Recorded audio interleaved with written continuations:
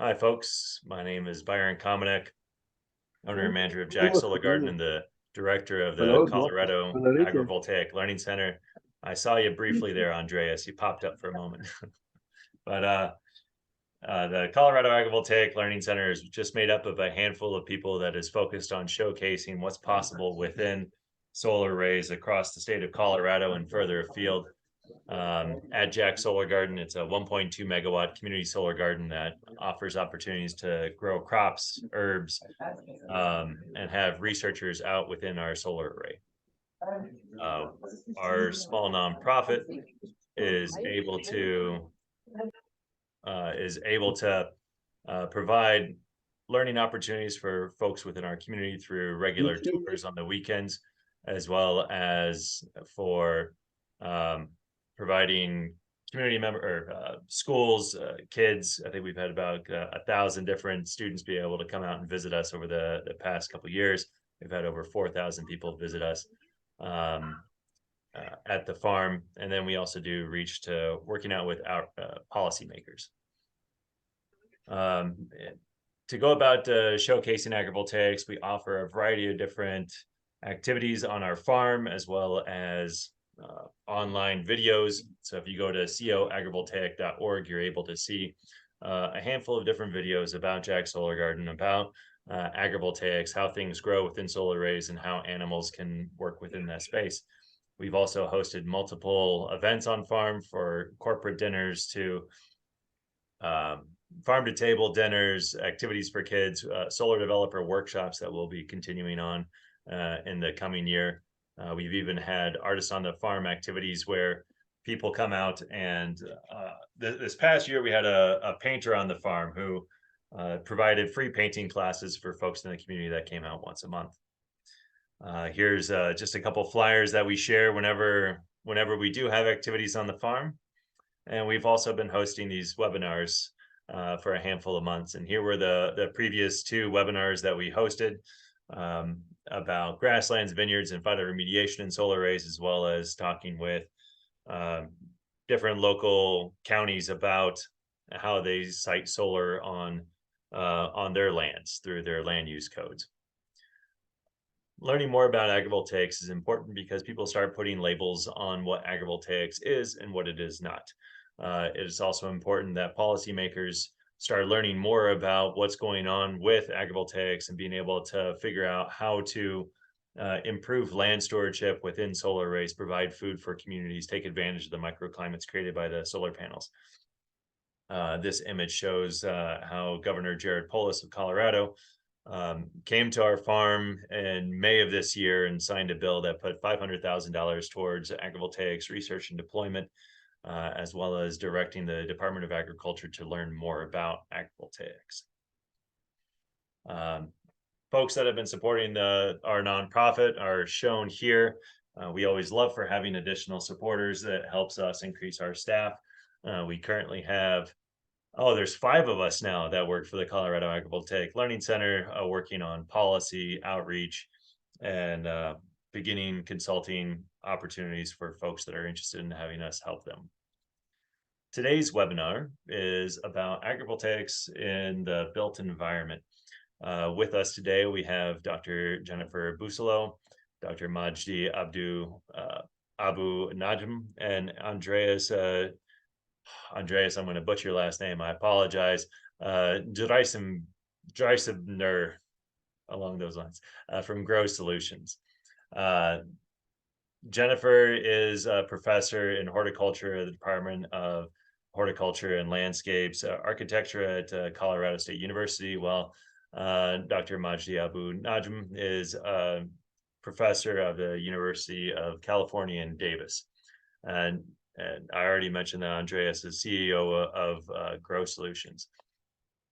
We are going to have a slightly different webinar than the ones that I've done in the past, where we'll have our different panelists be able to pop on and talk about the different aspects of their work throughout the course of this webinar. At the end of the webinar, we will have a Q&A session where folks that are listening in can click on the little Q&A button, type in their questions, and we will be able to answer those at the end of our webinar. So I would like to kick it off by having Dr. Jennifer Buslow be able to share her ideas around agrivoltaics on rooftops and what her research goals are. Thanks, Jennifer. Thank you, Byron. Hopefully you all can hear me pretty well. Yes. Awesome. It's a real delight to be here. I'm so honored to be invited. It's sometimes hard to find a space for our work because we're so niche. We are agrivoltaics, but we are also green roofs. So we fit a number of different categories.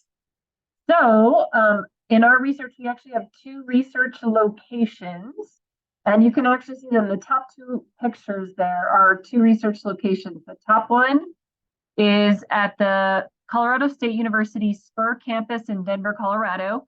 It's a 280 square meter or about 3,000 square foot rooftop agrivoltaic array.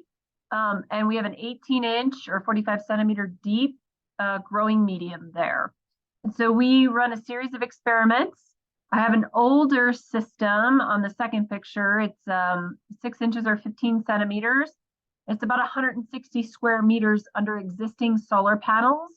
The unique part about that simulated green roof is that we have semi-transparent panels. So if you look up at the panels there, those are not your traditional silicon panels like are on the top picture, but the middle picture has semi-transparent panels.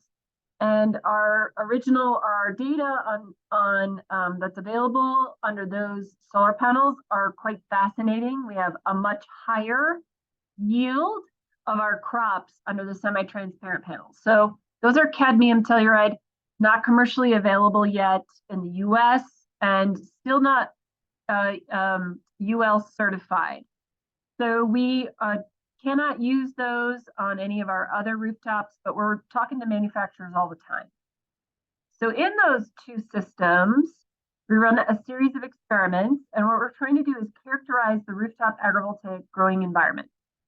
So we've already started that. We submitted a paper. It was accepted and published early this year in trying to characterize that growing environment. So it's in the Energies Journal, free open access, international journal, and Mark Uchansky, myself, our graduate student that we shared, Thomas Hickey, and then our colleague that has since moved to the UK, Kurt Barth, are all on that paper. So go ahead and check that out. That's the beginning of it. We're continuing to characterize because it's unique for every crop.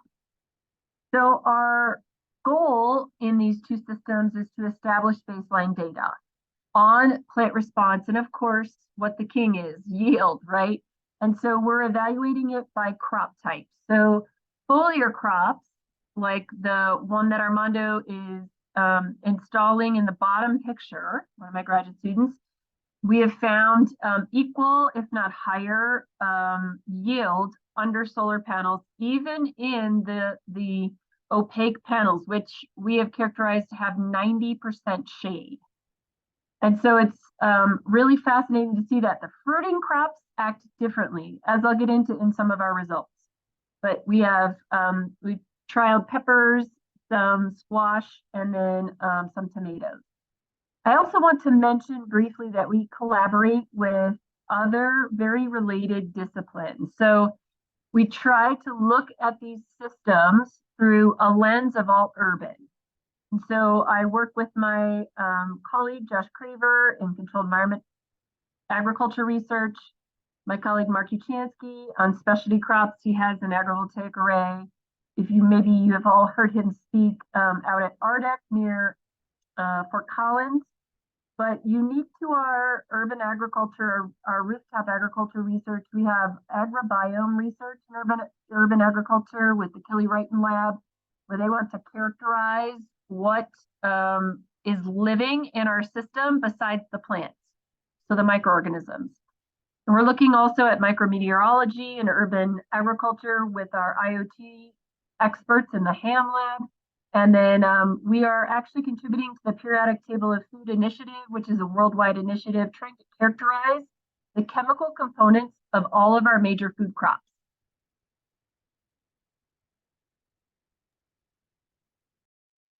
That's cool. That's some information I did not know yet, Jen. Thank you very much. Majdi, it looks like we were able to get your video up and going. Unfortunately, Jen, I still apologize. I can't figure out how to get yours going, but we'll pass it off to Majdi to discuss his research goals. Thank you so much, Byron, and hello, everyone. Thanks for having me. Well, talking about my research goals, I want to start first by acknowledging my exceptional collaborators, students, and funding supporters, because without them, I wouldn't have been able to present any of my work today. So my group is interested in a wide range of research and applied activities around agrivoltaics. First and foremost, we're very interested in unpacking light, which all of us and for centuries have been using it or considering it in the background, something that we have to deal with. Too little of it will cause plants not to reach their full growth potential, and too much of it will cause extra spending of water and potentially loss of yield and crop damage because of the heat stress. So my group tries to study light as a resource and allocate it in the best interest of sustainable food and sustainable energy systems. As a soil scientist, I'm deeply interested in the impact of agrivoltaics on soil health and sustainable agricultural systems. I see agrivoltaics with all its co-benefits from a systems science perspective or approach, and aspire to dive deep into its science and its far-reaching impact on the nexus between water, energy, food, and environmental systems. So the science of optimizing agrivoltaics for improving soil health, increasing water use efficiency, and maximizing land output are things that I'm deeply interested in. I see agrivoltaics in our research as an integrated solution, not just as a dual use advantage, which by the way is already an awesome thing, but we try to even go into what are the additional impacts and advantages of agrivoltaics. And then we are deeply interested in small farm and disadvantaged communities and how agrivoltaics can help those. So while many are looking at large-scale implementation of agrivoltaics, looking for 50-plus acre opportunities, and while I see a huge advantage to those, I'm also deeply interested in working with smaller growers, with disadvantaged communities, small scale, and work with industry to present the business case for that, what I call the forgotten scale. Overall, I am interested in unifying a language between the food and the energy groups, moving to a better maximum than the maximum of just either energy production or maximizing agricultural yield on its own. Thank you. Thanks, Majdi. Andreas?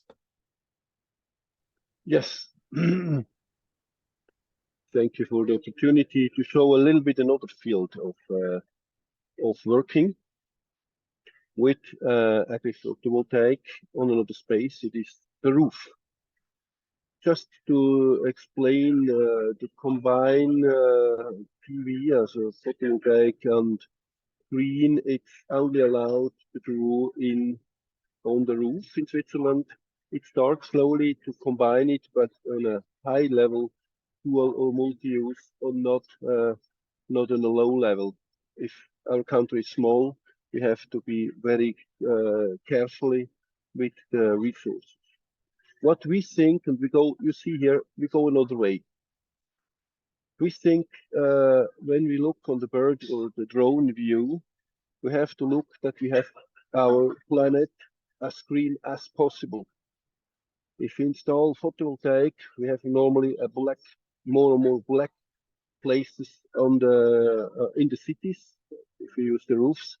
There are more roofs than in the countryside, and more also, if you do it landscape, you make your green field more black, and I have not to explain you what happens with the irradiation.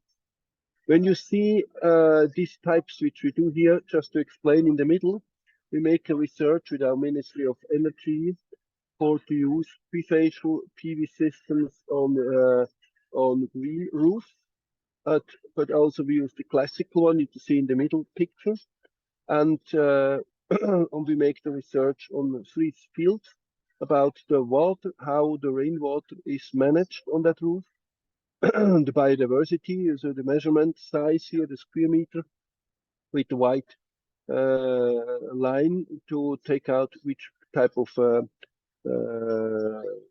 flora, and also the fauna with special insect traps. We collect them to find out which one are existing and how many of them are existing. They are international standardized systems which we use together with 2 departments of the University of Applied Science of Zurich. And on the left side, you see another thing. This is made from this university. You see the Einstrahlung, it means the irradiation, the blue line. The green one, it's a classical south angle installed PV system. And then you see a crazy red line. We call them the dromedar against the camel. Of course, if you see to combine it with green, then it's the camel a good solution, but it's not only a good solution for the plants. No, it's a good solution for the production profile through the day. And don't forget, it can be also through the year about. Snow, as example, Colorado, you have also certain places with snow. That we call them winter electricity. That is a problem in Switzerland. We have a lot of hydro pump stations, but in winter it's not very useful to use them. Why we have to produce more power on another way, and of course you have less sun in winter. But if you work with the reflection on the indirect light, you can be pretty much pushing this productivity. And not forget, no, it's the best albedo reflector which you can have in the world. These are things which we go and we combine it. And in the middle of the picture, you see also, we think also about biodiversity. We make these islands with some special sands, with some old wood, with stones, with maybe another type of soil, that we can have all these type of bees, not the classical bees, the other ones, all these these insects mostly, which they have really problems, especially in cities or on very clean landscape lands to survive. We give them an opportunity to survive and to grow up. That these roofs can, it is now not used on agro-photovoltaics, but it gives the base to do, and I will show you them later, to do something for farming on the roof. Thank you. Thanks, Andreas. It's interesting to think about creating a habitat for native insects on top of a roof mixed in with the solar panels. We are going to move back to Jennifer to talk about what types of experiments that she's been working on, and then we'll go back through to the other speakers as well. Great, thank you, Byron. So we're looking at a number of things. So on the left-hand side, you see our treatments and data collection types. So we have a semi-transparent solar panels. You see that in the picture. And then, of course, we're evaluating these in 2 different greener systems. But the data we're collecting are transpiration rate, so the rate at which the plants use the water. So we do that by measuring stomatal conductance. So the rate at which water vapor comes out through the leaf stomata on the plants. We also take old-fashioned measurements of growth rate using a ruler. We also measure the density of chlorophyll content. So our measure of that is using a small sensor that has a light that beams through the tissue and basically can quantify the relative amount of chloroplasts that are in that leaf. and we can compare that across treatments. That's a really good way to evaluate while it's in the ground before you harvest it on how sort of healthy that plant is. And then, of course, we evaluate yield, and we do that a couple of ways. We do fresh weight yield for all of those crops that are sold as fresh weight, or we harvest them and dry them out, and that's when we collect our biomass, our dry weights. So the evaluations that we've done with all of those metrics under those treatments are using pollinator plants. That was our very first study, was actually evaluating how mostly native plants did in shade versus full sun, the shade of solar panels versus full sun. Leafy greens, 5 species, spinach, arugula, lettuce, Swiss chard, or maybe known as mangold, depending on the country of origin, and arugula, if I didn't mention arugula already. Kale is our 5th one. We've also evaluated medicinal plants, so that's actually the middle lower picture. And in that we have ashwagandha, we have lemongrass, holy basil, lemon balm, and chamomile. We've also evaluated chili peppers, since they actually require some shade to prevent sun scalding on the fruit. And the Pueblo chili, of course, is a majorly iconic crop from Colorado. We're even doing research on sown meadows, so that sort of tracks back to the pollinator plants, but rather than transplanting established plants, we're actually sowing seed directly onto the greener substrate, which can be a challenge. And we just received funding to do research on another shade-tolerant crop, raspberries. So we'll be doing dwarf raspberries at both campuses starting in the spring. I love our raspberries underneath our solar panels, Jen. They taste delicious and last a little bit longer. So looking forward to hearing Yes! about it. All right. Oh, sorry, I missed out. There's some of your flowers there. All right. Majdi. All right, thank you, Byron. What we're doing here at UC Davis, we are testing different panel configuration and light treatments in the field. Our modeling work, which you can see on the picture on the right, which is part of a journal article that my collaborator Matteo Camporis and I published in Earth Future last year. This basically is a modeling work that demonstrated that we can optimize every single light spectrum for optimum food and energy production. So the idea is what crops need is the photons. So if we direct the low energy photons toward them, they would transpire less and continue to grow. While if we take the higher energy photons or direct them into special type of solar panels that can allow the red to go down and harvest the green and the blue, then we are not only optimizing light as a bulk, but we're also optimizing every single spectrum of it. Byron, I'm going to ask you to press on the video in the middle. Let's hope it works. Yeah. So this is a drone image. It shows you this summer's experiment in the field. Those are at the front are basils, and the ones that are a little bit darker are tomatoes, and the last few rows are peppers. And what you see in different colors are the different light treatments that we tested. And those solar panels that you see now in the center of this image is a vertical configuration that we're also testing with one of our industry partners. So you can see the different types and the different crops that we're testing. The picture on the left, you can see under one of the light treatments, peppers, and you can see the row right next to it, which is also peppers, same variety planted on the same day, receive the same amount of water. And I will leave it to you so that you can visually draw your own conclusions about which one is healthier. Our results showed reduced heat stress, increased water use efficiency, and improvement in crop quality.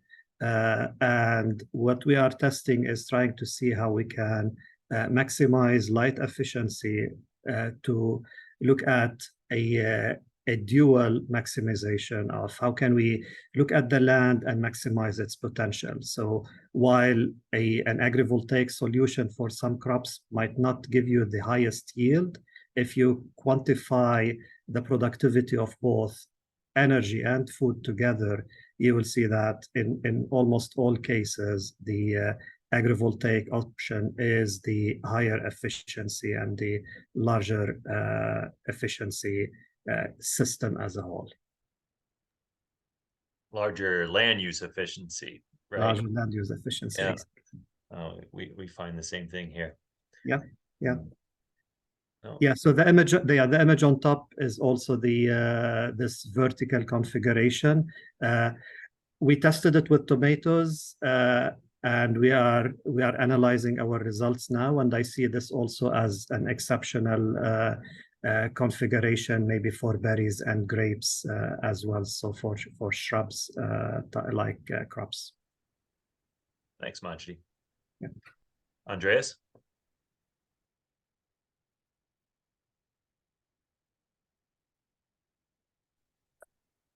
My experience here with these two type of roofs, we see the left one. It's I think one of the very first vertical installations.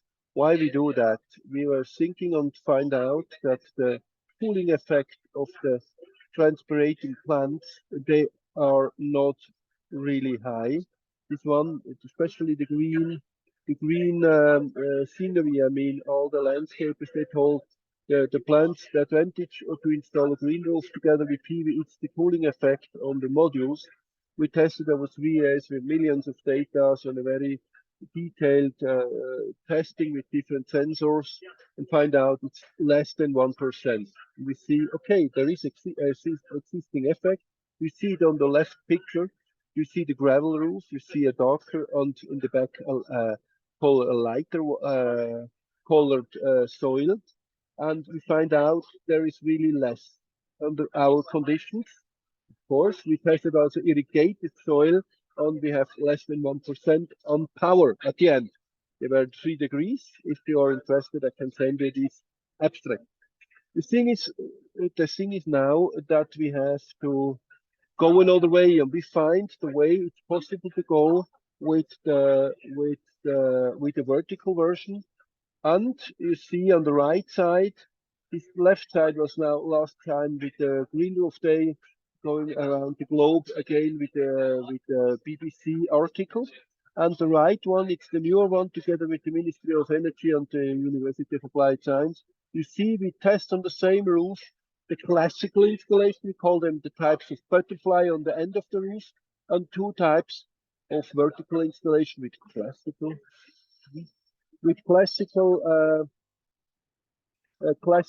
size modules in 6 liners. And on the side, it's about our low in Switzerland. We have the 4 liners, we say them. They are just 1 meter high, and with free space for the growing plants. I mean, and this is a way which we find out with different types of soil what can grow up under these conditions. And we test also, I'll show you later, that we can not only have biodiversity, we have also, we can produce something to eat under these conditions with a special type of soil. And this is for us very important to show the advantages and the differences of these 2 types of installation. I told you by the last picture about the daily profile. We have still not dynamic prices in Switzerland, mostly not for the private client, and but it is coming. If you have also peak shaving, it's especially in Germany a huge billion euro business, and it will come in Switzerland too. That we have to face not only the yield, over the year, we have to face when we produce that power, when we use it. We are much close to this topic about also the self-consumption as example in this building. Thank you. Thanks, Andreas. I continue to appreciate the idea of space efficiency, not just on land, but on roofs. Let's see. Jennifer, to talk more about the results you started alluding to. Yeah, sounds good. Thank you, Byron. I realized I submitted my slides and I don't have my pretty pictures on this one. I'm so sorry about that.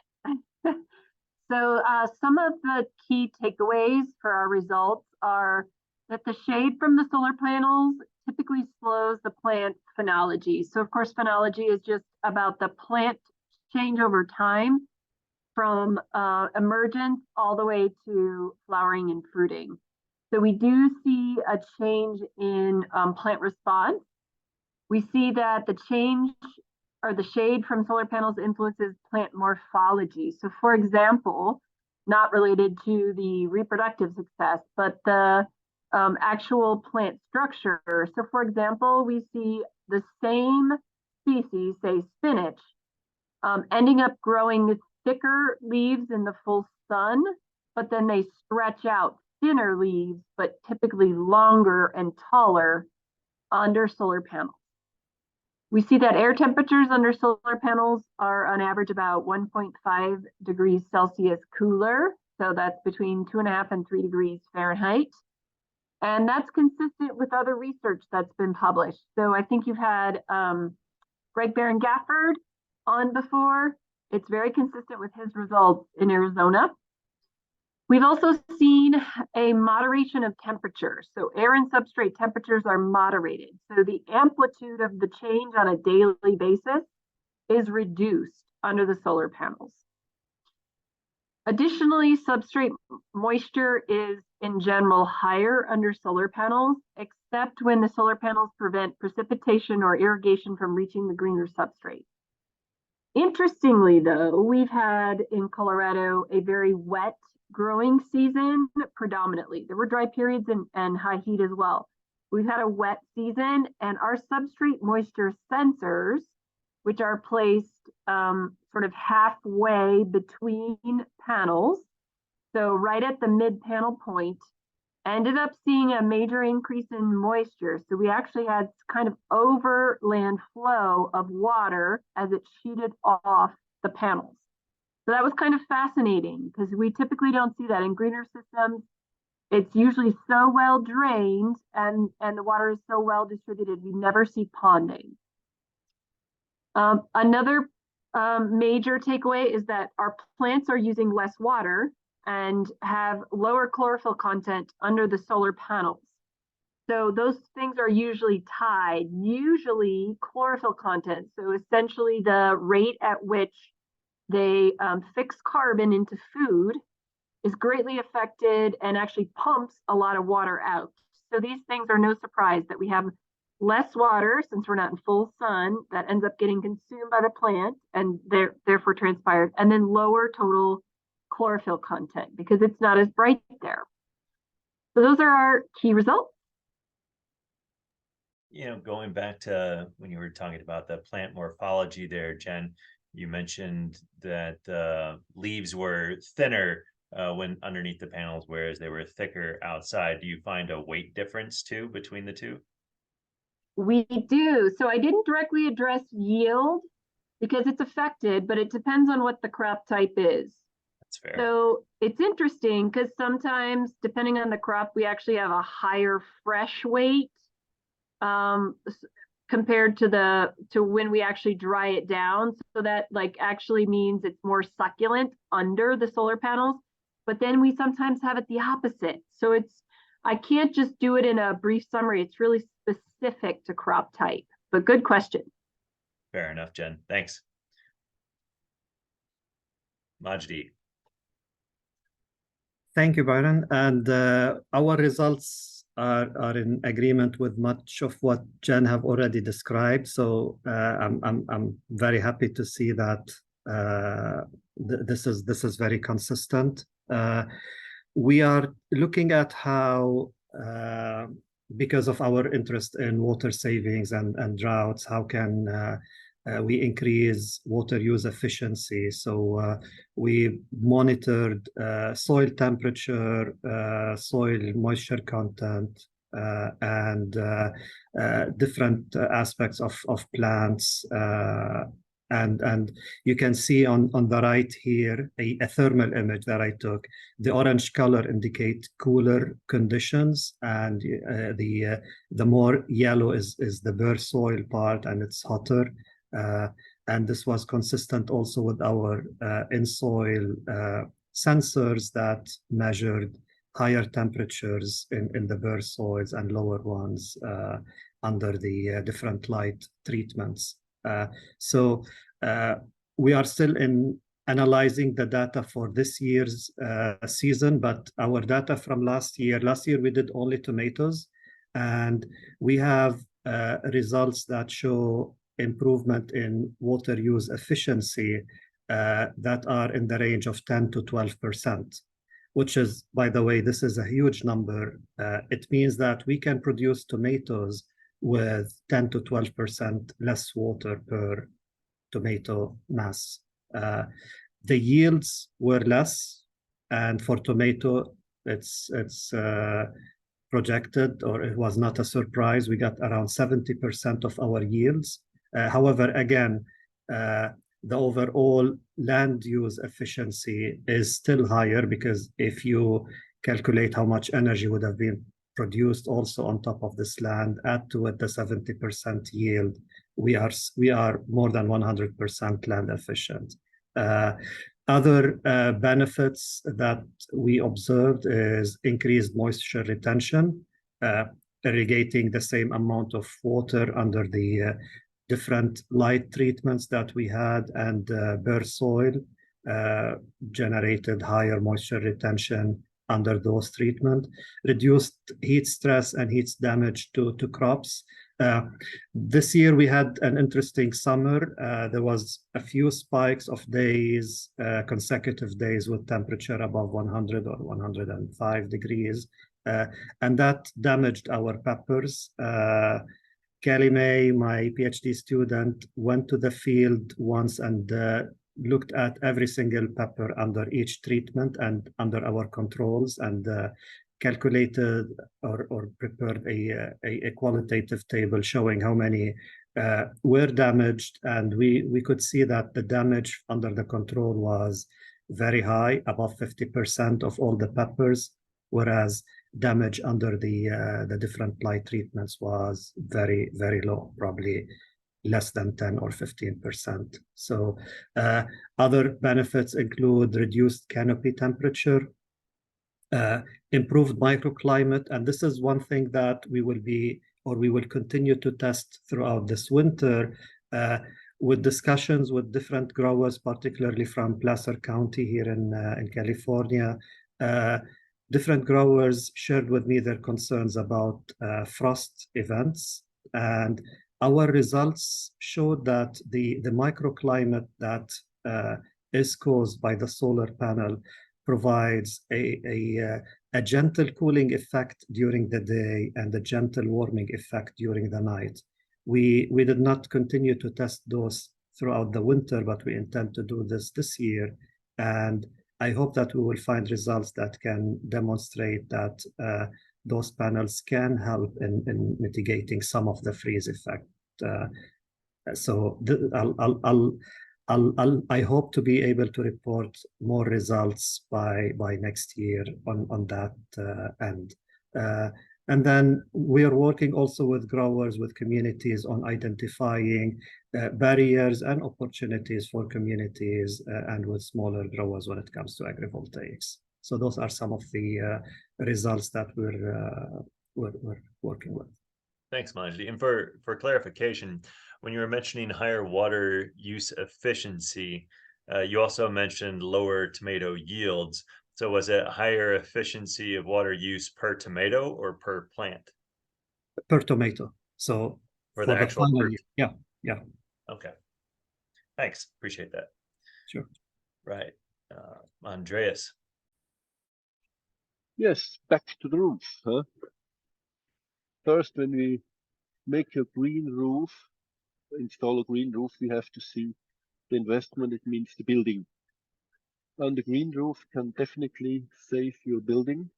Your dry layer can live minimum the double. If it's simple physics, it means the temperature is more stable. There's less the difference. The bandage is much smaller, and the humidity is similar. There are two factors which are really working on the lifetime of a bitumen or EPDM or what else, or a PVC. The second thing is we can cool down the first, the upper floor in a building. It means I learned 30 years ago from an Indian engineer, if you can cool down the highest roof, the penthouse, 2 degrees, you save 20% of cooling energy. It's something. And how clever is to install on the roof a classical flat installation and cool down the next level in the highest level in the building to cool down your roof. It's much simpler. Let's work, let the plants working, but give them conditions how that they can do their job. It means we find a system. It must be not very complicated to store. It's about how much rainwater you have. Here is an example. We can easily evaporate and transpirate over the plants and the soil 75 up to 80% of the water which we collect on the roof. It also, you remember, a blue roof. We have always, the whole world around, from Buenos Aires to Vladivostok, we have strong rainfalls. And it means we have a big problem with the tube system in the cities. And the first strong city, strong, it can be the roof. Hold the water on the roof, if the roof is strong enough, of course. With the soil, with the drainage construction. And we use here as example on this picture, which we have, this roof, which we make the test with the ministry, we use 6 centimeters. And you cannot imagine, we had a special late spring and early summer, 7 weeks no rain. It's not common in Switzerland, and the windy. And the other green roofs around are really brown. Ours was green. With this little storage, you can handle the peak of the heat. But this was enough. For our conditions and other conditions, you need more or another construction detail. The other thing is on the right side, you see what I told you. We make the choke, not a choke, it's more than a choke, but we do it on the baddest place on that roof. We test different substrate, different size of substrate, a lot of little things. You're always welcome when you visit Switzerland to have a view on it. We test some vegetables, and the biggest thing is, you see, this is a kind of cauliflower. Then in between, we see not that much. The beetroot was growing in 1 month to a full size. And we use there a special type of soil. It's a little bit magic. If it's loaded, it's 30% of the soil. It's biochar loaded with special, we call them compost tea. It's not an idea from Switzerland. We know it. It comes from the States, from California. But we load it with the right microbes. It is especially the group of aerobe microbes. They are the big helpers for this compost, normal soil and biochar mixture. And it's fantastic growing under the conditions. And it's connected to the drainage that we can hold this water to the right place. And it was impressive to see how the roots are fast running, not growing, fast running in the soil, that it grows up. And this shows us an opportunity. We have to face the cities. We have to face the urban heat island effect. We have to face strong city. We have to face the building that we should save and use clever the nature as a physical, I mean the plants with the transpiration as a physical fact to cool down the building, or not use electricity if we have it. We can use the electricity also in summer for more clever things when the plants are doing the job beside for now, build. Thank you. Thanks, Andreas. I hadn't thought of a green roof cooling down the top part of a building before, and that would be a great benefit to reducing energy costs. And it's fascinating to think about having an agrivoltaic system up there that do the same thing, plus provide some of that energy for that building. So thanks for that. At this moment, I'd like to open it up to all three of our speakers to talk more about what they see as the societal implications of their work, from how it impacts the cities to what food people are going to be able to find in the markets, or using up the different rooftop spaces that we might find in our built environment. So whoever would like to hop on and start off.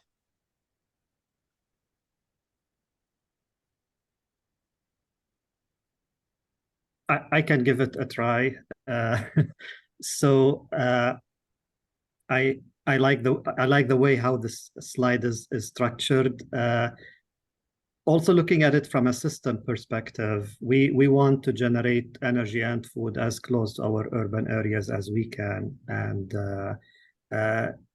optimizing not so much utilized space like roofs, like the smaller agricultural areas that are clustered around urban centers is one way to do that.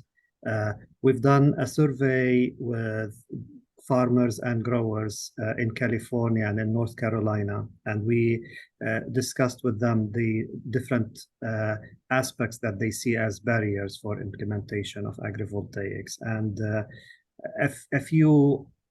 a few concepts came out, but the most important two are that growers who want to invest in agrivoltaics, and everyone realizes that this is not a simple trial. It's not like, yeah, let's test if compost will work with my soils, and if it doesn't work, I'm not going to use it next year. Agrivoltaics is a 20 to a 30-year commitment. It transforms the way you do agriculture in your farm. So they wanted to see it in a pilot close to them, and that requires the need to invest in more pilots in different areas in the US. And we also need to work more closely on sharing our results so that growers and farmers feel comfortable transitioning to that. The social implications are immense. When growers start producing their own energy, I see this as one of the missing links in transitioning into an electrified system in our farms. So we will see more electric tractors and more electric applications in agriculture, receiving their energy from the land itself. And that's in itself a huge thing. Also creating opportunities, using higher yield and higher value.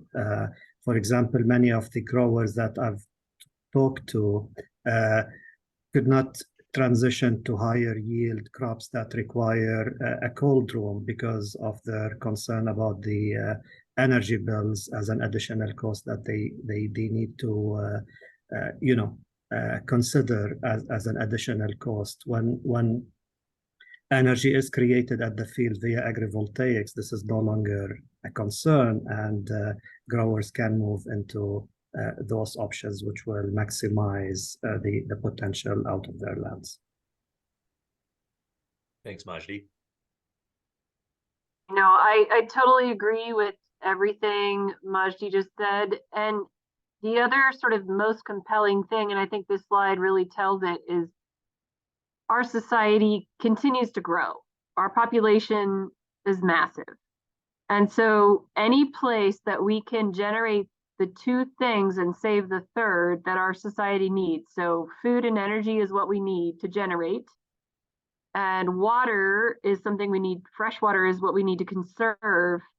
To me, is just going in the right direction as a solution. And so it's, a bit charismatic, but to me, that's kind of what you need in order to gain enough public interest to push forward a lot of these ideas.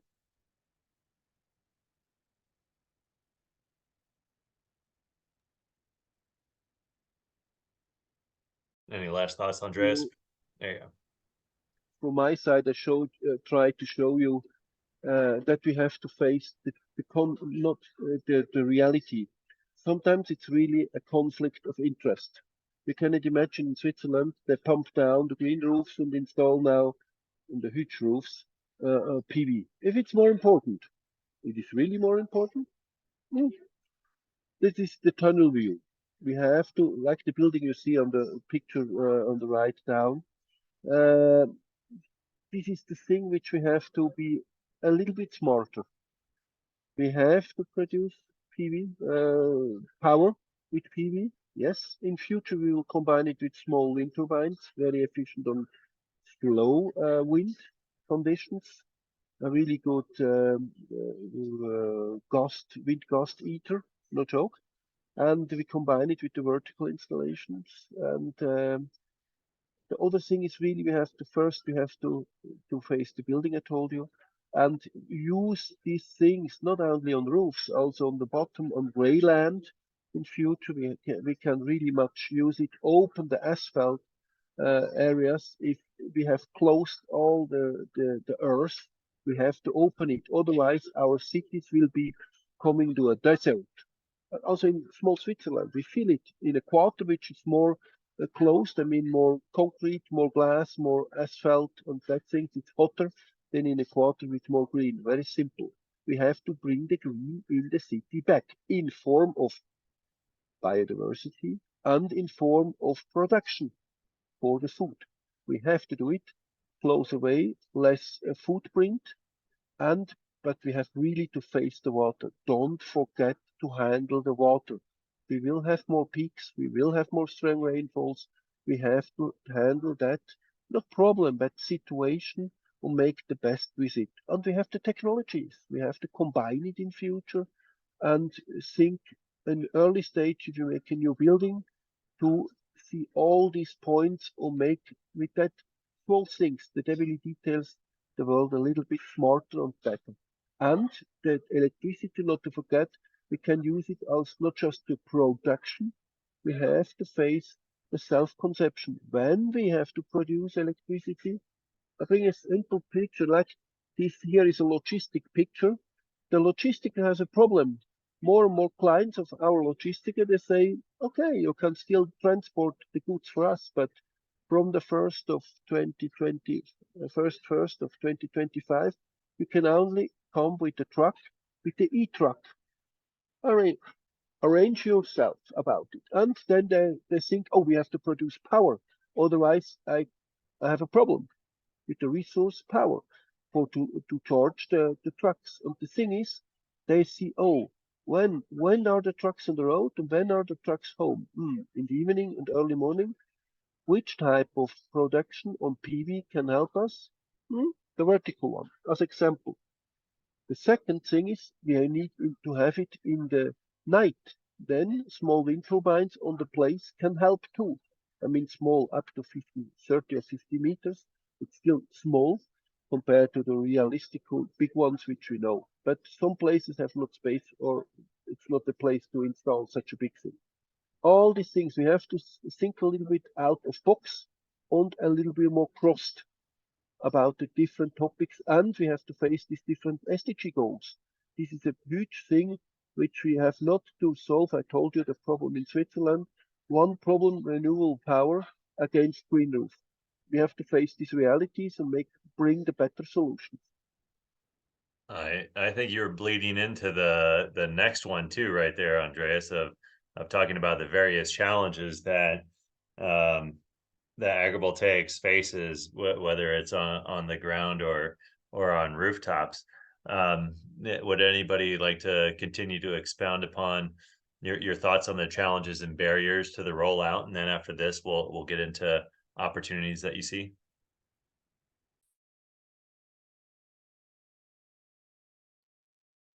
Sure, because I have to leave, unfortunately, in 2 minutes. But I see that most things tie back to the financial, whether it's in time, resources, access, and I'm thinking mostly rooftop. But for all of these things, it's about the initial capital investment. That there could be a way we could head off those initial capital investment requirements, say, certain incentives for solar, or there's often for especially green roofs across the globe, we have incentive programs. If there's ways we can tie those things together and then add in any other additional costs that can't be covered and do like long-term loans, these things would become more affordable rather than just simply novel. And so it's like, in my opinion, money is the hurdle entirely, one way or another.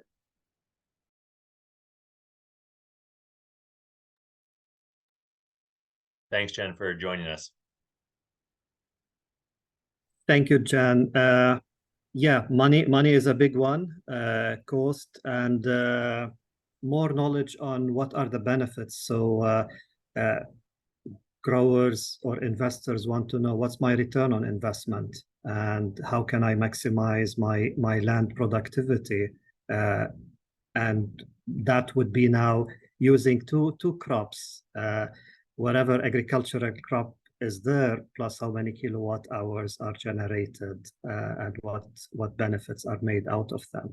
So the economics of this, the capital cost investment, or the different financial models that can be thought of are some of the main challenges. Seeing more demonstration sites because of the large capital investment. Again, this was identified by many growers that I want to see it before I even think about implementing it here, because this is a huge cost and I want to see that it works. But I also want to highlight more on the science side. There is a lot to be understood, and for us to be able to optimize how can we utilize light, soil, or land and water as the main resources for producing food and energy and maximizing that production for maximizing profit. We still continue to try to understand the science behind this, and those are some of the challenges, but also potential opportunities as well, because each challenge maps itself directly into an opportunity in my mind. Okay, from my side, it's also to see the different values I told before from the SDG goals. We have to not to focus only on one thing, and we have to respect. I think respect is the right word for that. To respect the whole surrounding on us in the cities, in the landscape, and we have to be very sustainable also on that field, not to make on another field similar problems to create more problems than you solve. And this is a thing which I think it's very important that everything has a certain price shield. Also the biodiversity, also to handle the rainwater, the productivity, how we can produce the crops and fruits or vegetables, what else. All these things is very important to be transparent. We need the science, of course we need a lot in that field, and we have to, with all this knowledge which we start to create about the different activities which we, I think this little round now showed us, every of us, what's going on, that we have this exchange. It's very important that we can not do the same way to find out when we have it in another corner of the world. Let's adapt it, let's test it and go faster. Then we need these solutions. Our changed climate gives us enough to do, and it will change more, that we can handle these problems and learn from each as much as possible. You could just keep taking us on to the next topic of opportunities. So I just laid out some of the similar barriers there, but that can turn into opportunities. But maybe one can think about what types of vegetation could also be used within these spaces, or the technologies that need to change, or maybe the locations in the world where the technologies that you all have been speaking about might work best.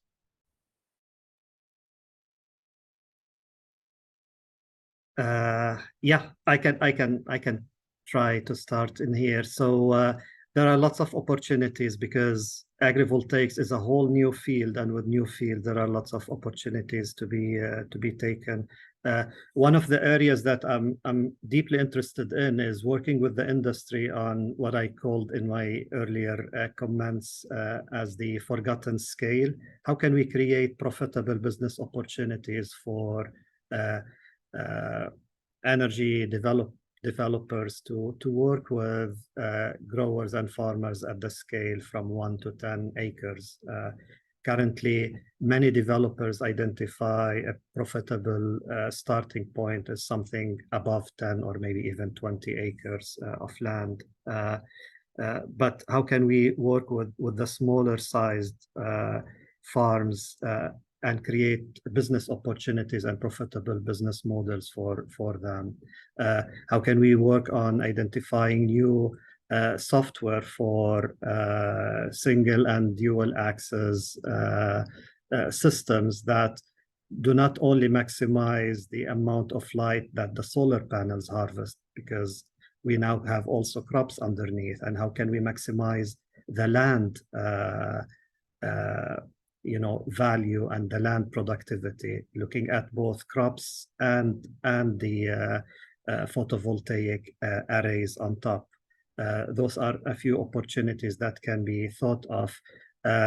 In addition, cropping patterns and crop varieties. With agrivoltaics, we can start thinking about crops in areas where historically, given the climate, there were never thought of before. But now, because of the shade and the microclimate generated, they create new opportunities for testing those crops. It can also linger the presence of crops which with climate change are now shifting to other regions. So all those are opportunities that agrivoltaics continue to bring. And I want to end with highlighting one of the things that Andreas kept mentioning in his last couple of comments, which is it gets us closer to the SDGs. The SDGs are the Sustainable Development Goals, and how can we look at an integrative benefits, and I see agrivoltaics as an opportunity to look at water, energy, food, and environment in a very optimum way.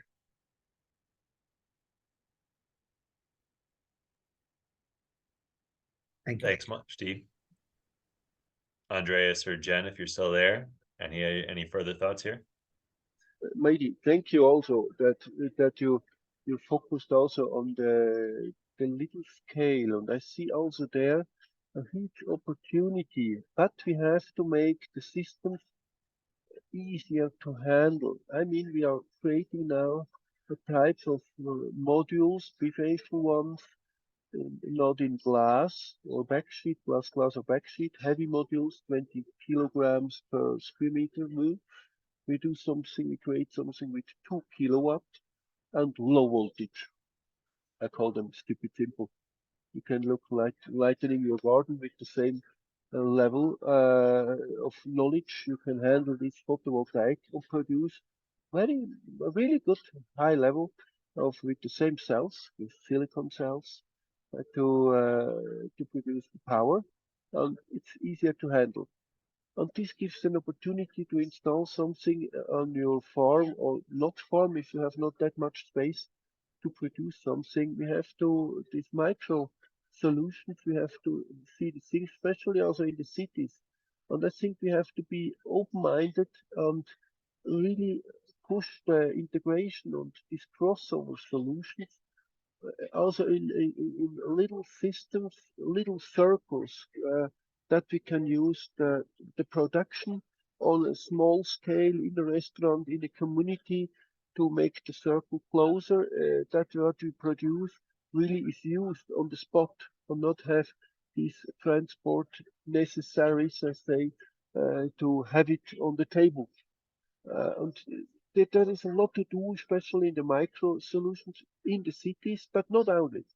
Really not only. It can be also in the countryside, and there we have to face that to use photovoltaics on small wind, more on a way which we like, and that's not a bad decision in Switzerland to use it on a not down, it's not the right word, downcycling dual use. It must be an upcycling. I mean, that you use it to produce the berries or to produce something else under this condition, or you save your fruits about hail and other very aggressive weather influence. All these things are we have to be more clever and find out to make the research all over the world together, that we have solution which we can use. As we do it with the vertical installation for the mountains, we cannot use it in the Alps, of course not. We have test fields in Yakutsk, in the fridge of the world, and we find out it's working over there too, or in the Arctic. All these things, this is a need also, or in India, of course, that we are open-minded and bring things together and sit together, and then we find in the talk new solutions or new ideas which can be create a new solution.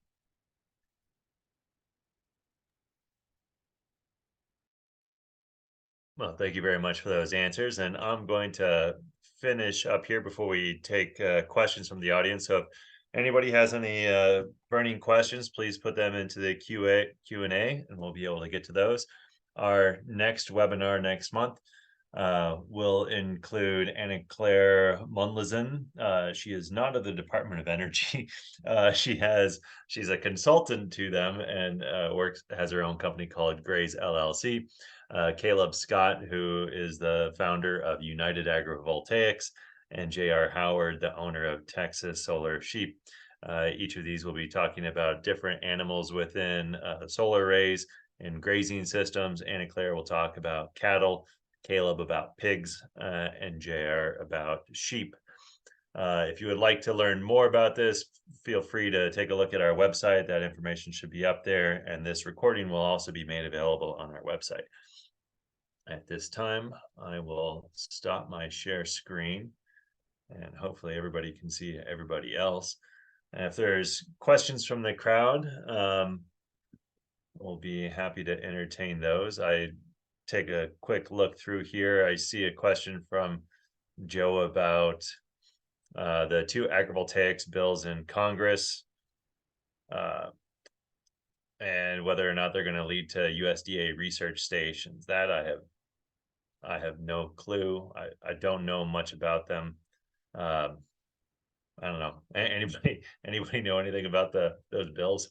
Me too. I'm aware that they were introduced, but I don't know the status and what their overall impact will be. But I'm hoping that they will provide positive energy towards agrivoltaics and promoting it. On our questions, Mike asked about the profit over yield. The farmers are talking more about profits compared to what we can actually grow. I'm curious as to what you all think would be ways that people utilizing your types of agrivoltaic systems, that they would either be saving money or be able to generate revenues that, or I guess profits that may not otherwise be able to be made without using such systems. Well, I think this is an excellent question. Thank you, Mike. It speaks very well to what I said at the beginning, which is I look at agrivoltaics as a system, and it makes it very interesting, but also a little bit complex. The reason I'm saying this is If you're using the land only for crop production or for energy generation, you know that the value or the profit is basically calculated as a direct relationship to your yield.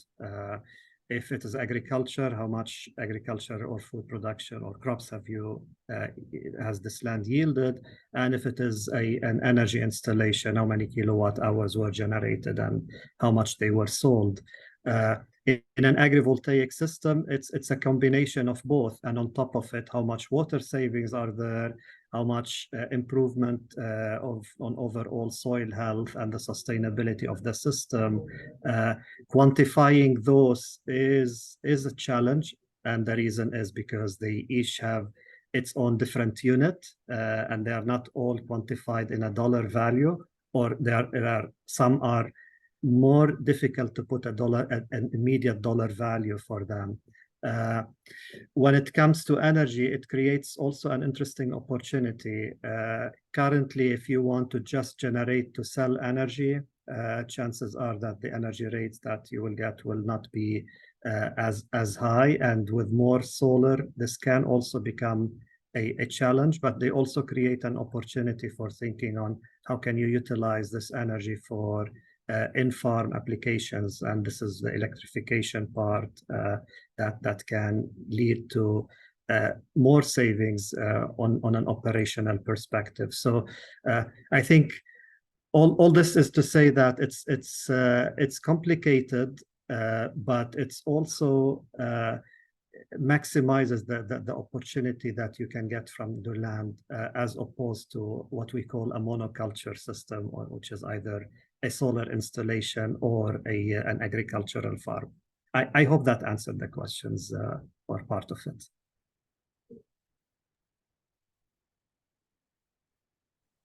Another question that popped up, thinking about rooftop agrivoltaic. So Andreas, how does wind impact these systems, and how must you design them to be more robust than the typical ground-mounted systems? That's always it's not only a good question, it's the reality. We have to calculate about static each roof. It is without it's impossible. We have some tools to handle it. We never go through the dry layer, never ever. We have to go with the white or with the construction to connect other space besides that we have. It's safe. You can imagine we have some regions in the mountains which they have sometimes strong wind gust or fall wind types, and this is not easy. We have one installation on the Coca-Cola water source factory up to nearly 1,200 meters, and we have that very strong south wind. We call them föhn in the Alps, and this is over 100 kilometers possible. We have to face this reality. The thing is, it is not that much.